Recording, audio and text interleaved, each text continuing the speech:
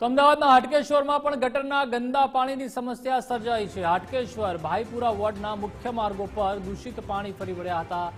ગંદા પાણીની સમસ્યાને લઈને સ્થાનિકો હેરાન પરેશાન છે। સ્થાનિક તંત્રને અનેકવાર રજૂઆત કરી છતાં સમસ્યા ઠેરની ઠેર છે।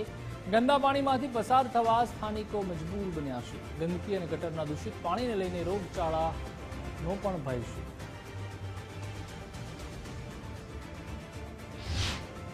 ત્રણ વખત અમે અરજી કરી આવ્યા, કેટલી ફરિયાદો કરી, રૂબરૂ જઈ આવ્યા, પણ કોઈ સાફ કરવા આવતું નથી। અને જ્યારે કહે તો એમ કહે છે કે અમારામાં નથી આવતું। એટલી બધી ગંદકી છે કે છેક સાગર ફ્લેટથી લઈ અને હાટકેશ સર્કલ સુધી ગંદકી ફેલાઈ રહી છે।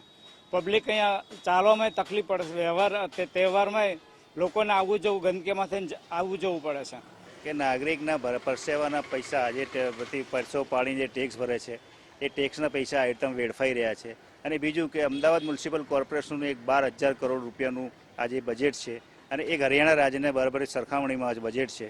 તે છતાં આવી પરિસ્થિતિ છે, ખૂબ દયનીય છે। કારણ કે અહીંયાના નાગરિકો એટલા હેરાન પરેશાન થઈ ગયા 4-5 દિવસથી કે તહેવારોમાં બી ગટરના પાણીમાંથી ચાલવા માટે મજબૂર થઈ ગયા છે।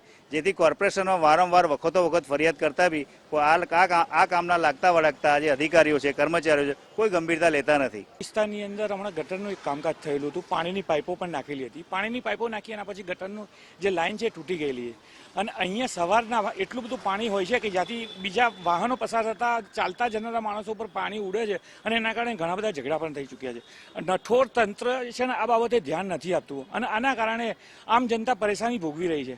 આ બ્રિજનો બી પ્રશ્ન બહુ મોટો છે અને આ ગટરનો બી પ્રશ્ન એટલો મોટો છે આ વિસ્તારનો કે જેના માટે કોઈ ધ્યાન આપી રહ્યું નથી।